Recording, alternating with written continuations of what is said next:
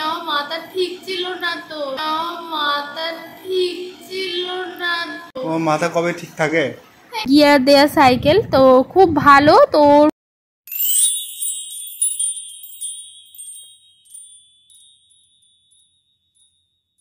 High বন্ধুরা, তোমরা সবাই কেমন আছো? আশা করছি সবাই খুব ভালো আছো। আমরাও খুব ভালো আছি। আর প্রচণ্ড গরম পড়েছে। তো তোমরা কে কোথা থেকে আমার ভিডিও দেখছো অবশ্যই সেটা জানিও। আর তোমাদের ওখানে গরম কেমন সেটাও জানিও। জানো তো, আমার বাপের বাড়ির তুলনায় মানে শ্বশুর বাড়ির তুলনায় বাপের বাড়িতে কিন্তু গরমটা একটু কম লাগছে, যেহেতু আমার বাপের বাড়িতে প্রচুর গাছপালা আছে আর অনেকটাই ফাঁকা জায়গা, সেই জন্য গরমটা একটু হলেও কিন্তু কম। তো নতুন একটা সকাল নিয়ে আজকের ব্লগটা শুরু করলাম। তো গৌরব সুস্মিতা ব্লগে তোমাদের অনেক অনেক ভালোবাসা জানিয়ে আজকের ব্লগটা শুরু করেছি। দেখো, আগের ব্লগে তো তোমরা দেখেইছো যে ভাইয়ের জন্মদিন, তো সেই উপলক্ষে আমরা গেছি। তবে এখন যখন ভিডিওটা তোমরা দেখছো, এখন আমরা বাড়ি চলে এসেছি। তো সকালবেলা মানে আমি যখন এখানে আসি, আমি মাকে বলি যে মা মন্দিরটা আমি করব। তোমরা যারা আমার ব্লগ দেখো রেগুলারলি তারা তো জানো যে এই মন্দিরের সব দায়িত্বই আমার মায়ের। মানে ঠাকুরমশাই শুধু পুজো করতে আসে, বাদবাকি সমস্ত দায়িত্বই আমার মায়ের। তো আমি আইবুড়োবেলায় এই মন্দিরে সব কিছু করতাম। মা এক একদিন যেত, আমিও এক একদিন যেতাম, তো করতাম। আর বিয়ের পর আমি চেষ্টা করি যে এখানে মন্দিরে এসে মানে যে কদিন থাকি না কেন মন্দিরে মায়ের সেবা করার। তো সেইটা আমি প্রত্যেকবারে গিয়ে চেষ্টা করি। আর সেটা তোমরা আশীর্বাদ করো যেন আমি যত জীবন বাঁচবো যেন যখনই বাপের বাড়ি যাই মায়ের সেবাটা করতে পারি। তো এখানে ঠাকুরমশাই চলে এসছে। সকালবেলা আমি ফুল, তারপর নৈবেদ্য, আসন টাসন সব পেতে রেডি করে বাড়িতে চলে এসেছিলাম। তারপর আর কিছু খাইনি, যেহেতু পুজোটা হবে তারপরেই আমি চা বা বিস্কুট যাই খাই না কেন খাবো। আর এদিকে ঠাকুরমশাইও চলে এসছে। তো আমাদের এখানে ঠাকুরমশাই 9টার মধ্যেই চলে আসে।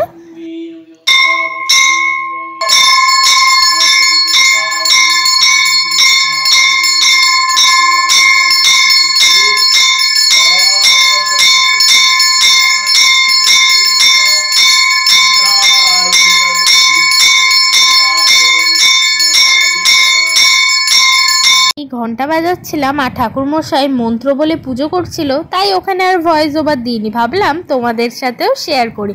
আর এই যে পুজো, এখানে মন্দিরের পুজো করার পর এটা হচ্ছে পঞ্চানন ঠাকুর। তো ওই পঞ্চানন ঠাকুরকেও পুজো দিচ্ছে ঠাকুরমশাই। আর ওই পাশে যে ঘরটা দেখা যাচ্ছে ওই ঘরে কিন্তু মা শোয়। হ্যাঁ, মা শোয় ওই ঘরে, নেয়, ঘুমায় সব।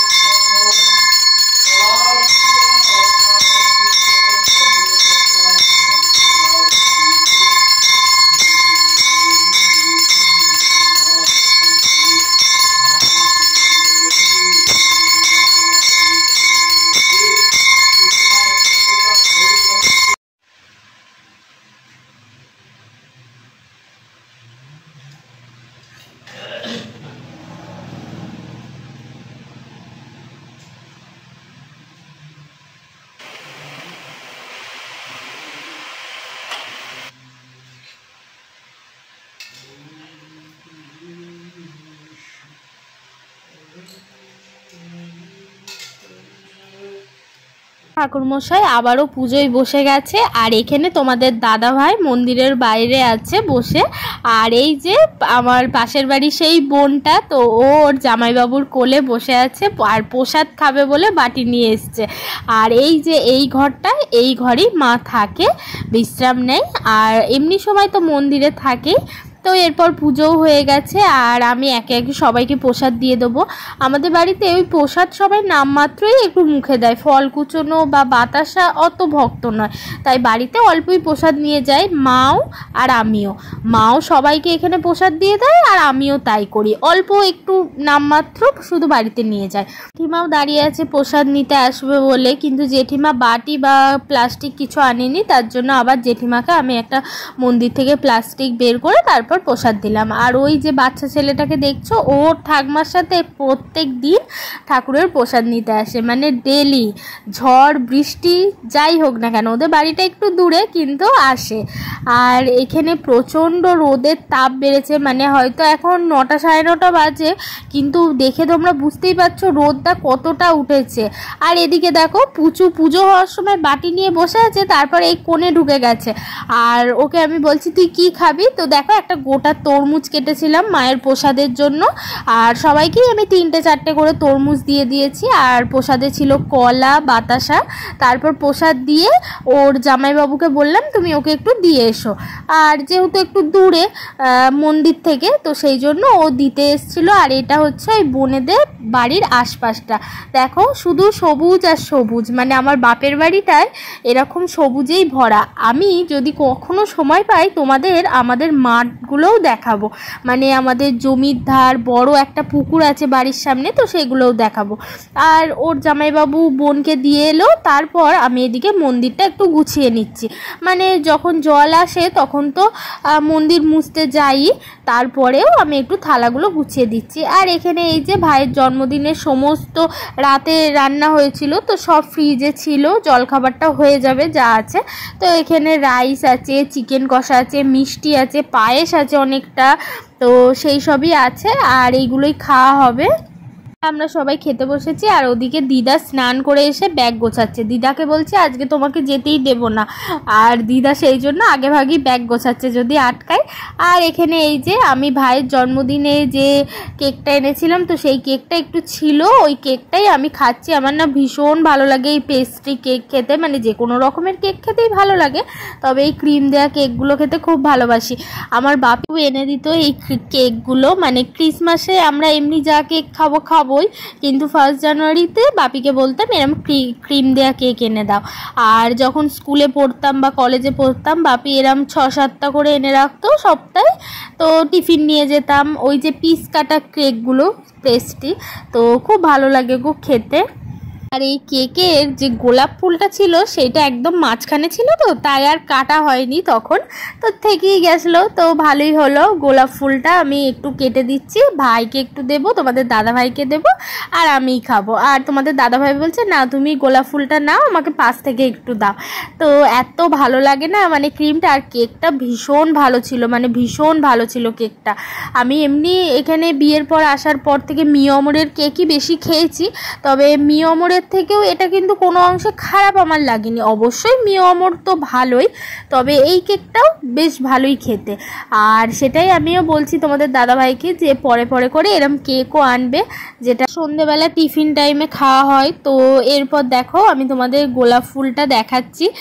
আর খাওয়া দাওয়া শেষে ভাবছি আগে স্নানটা করে নেব, কারণ এত গরম লাগছে, মানে প্রচণ্ড গরম লাগছে। সকালবেলা গা ধুয়েছি মন্দিরে যাব বলে, মানে মাথাতেও অল্প করে জল দিয়ে নিয়েছি, কিন্তু সব চুল না ভিজিয়ে তো আর স্নান করা যায় না, তো এক প্রকার বলতে পারো স্নানই করেছি। তারপরেও যেন গরমটা কাটছে না, একদম ঘেমে চান করে গেছি, এইরকম একটা ব্যাপার। তো এটা আমি খাচ্ছি। আর তোমাদের দাদাভাইও এখানে এলো, তোমাদের দাদাভাইয়ের আজকে দাদাভাইও অফিস যাবে, তাই ও এই টাইমে আর কিছু খেতে চাইলো না, কারণ যেহেতু তাড়াতাড়ি ভাত খাবে।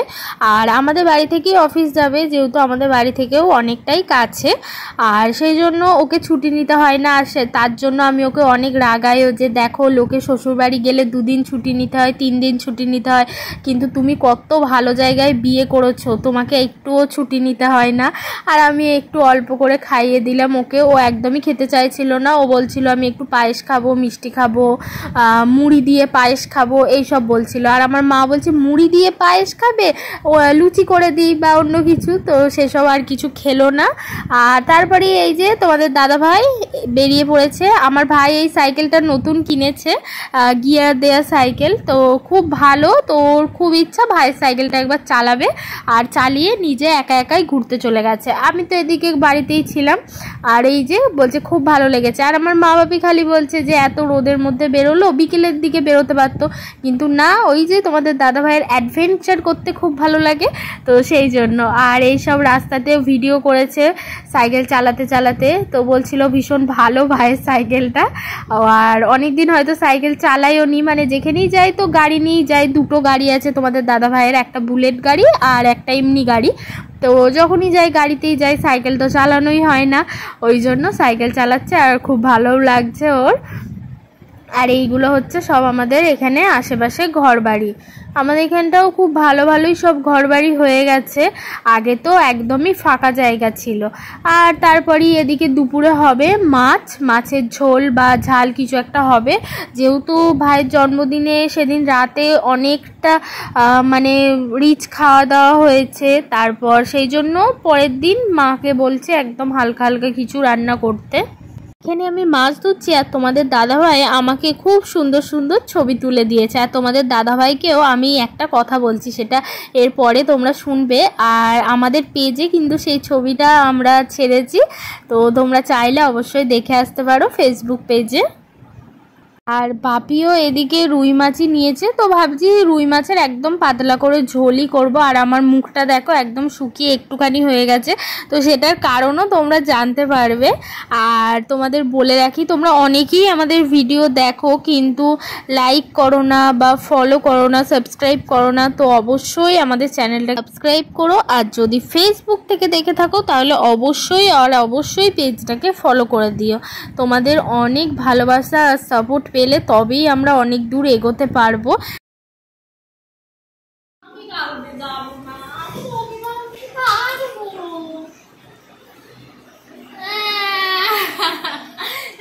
মাথা ঠিক ছিল না তো। ও মাথা কবে ঠিক থাকে?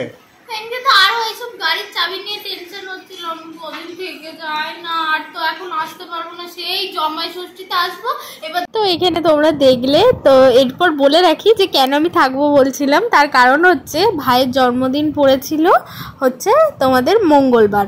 তো আমরা সোমবার গেছি বিকেলে, সোমবার বিকেলে গেছি, তো মঙ্গলবার থেকে বুধবার আমাদের বিকেলে বাড়ি আসার কথা।